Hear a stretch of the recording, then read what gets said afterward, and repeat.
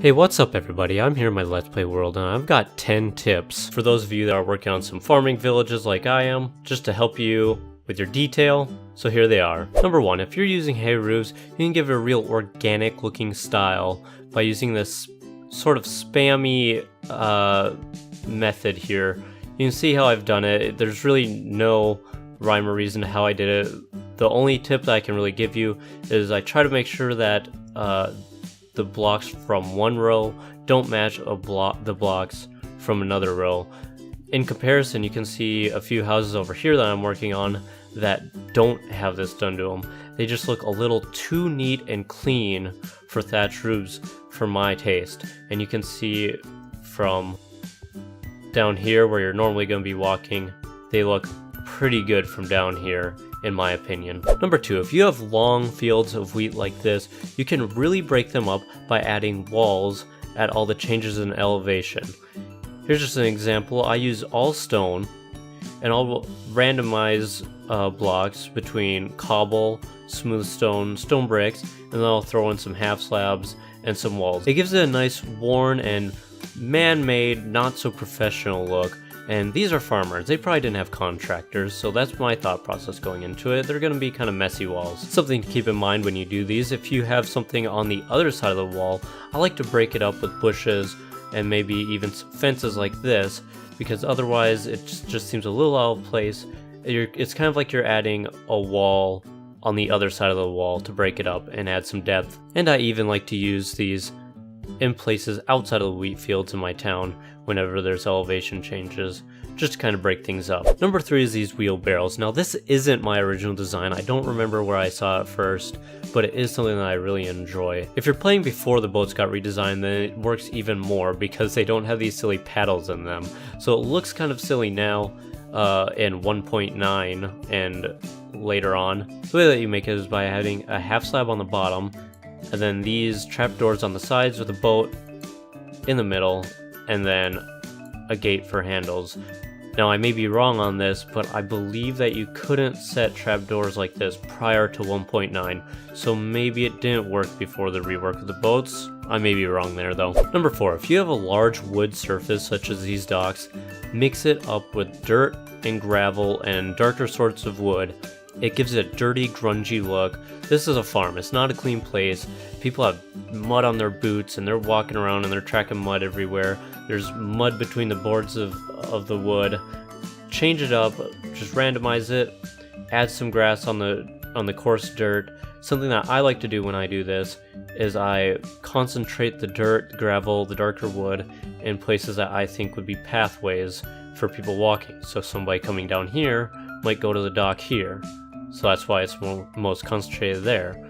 Or they might go to the dock over there, so it's concentrated over here. Number 5, this is really a filler detail, something to throw into your towns to add some clutter into spaces that are a little bit empty to make it look lived in.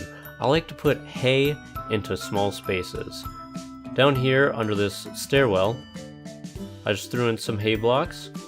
Over here in this alleyway, I put some hay blocks over there. I put a pile of hay blocks on the streets. Alternatively, like I've done in a different town that I've started building in this world, you can make a building with the sole purpose of storing your hay. Storing your hay in open spaces as opposed to storing them in chests is a great way to add immersion. It fills up a lot of space, it gives you a building with function, and if you keep all of your hay in here instead of in a chest, then it gives you a reason to actually come and use it, and then you come and pick up the blocks as you need them. Number 6, add workshops. Farmers are working people. They do a lot of things on their own. They make things on their own. They fix things on their own. Personally, I like to design a workshop, design a few of them, 2, 3, 4, and then find the back of a building, such as over here, and slap it on the back. Make it look like that person is a working person. It just adds a new station to the town and breaks up the monotony of the town. Not all your buildings are the same when you have these workshops, and it's easy to add when it's kind of like a template that you just slap on. Number 7, pig pens. Now, this one's not completely finished because I have it the water uncovered to show you, but this pig pen is made out of logs, coarse dirt, path blocks, and tilled earth. Because there's tilled earth, you need to have water on the edges, which you can cover up with maybe a building or leaf blocks, which is what I would probably do in this situation. The idea is to make it like a muddy pig pen.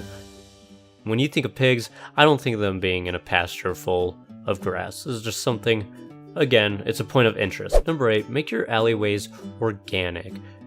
Each of these farmers might have a home garden and they have vegetables behind their house. Add different kind of vegetables for different houses. Also, for those of you working creative with plugins and such that allow you to do things like this, if you add wheat at different stages of growth or even other vegetables, it adds a lot of immersion and detail, especially if you do it on large fields like this, where you can get a feel of how it looks if you just plant everything. Not everything grows at the same pace, so some things will become golden before they turn brown in this texture pack, which is John Smith. And then it adds a lot of green color and it looks really cool. And number 9, a lot of farmers have horses, so I like to add little personal stables on the sides of houses. It's nothing fancy, it's just a little short room. I like to add these little windows, add coarse dirt and gravel inside, and put gates in the front. And finally, number 10, I like to have my main roads be nice cobble roads, but the roads that shoot off, that maybe go to a field or something, I like to make out of dirt. These ones in particular, I may have coarse dirt, path blocks, and gravel, but you could even add leaves into the ground like I do here to make it look like there's weeds or something growing. Or if I'm focusing on lesser traveled roads like alleyways, then I'll mix it in with stone. So that's my 10 tips for those of you who are trying to start out a farming village. Let me know in the comments what kind of villages that you like no detailed tips for. Thank you for watching. Bye.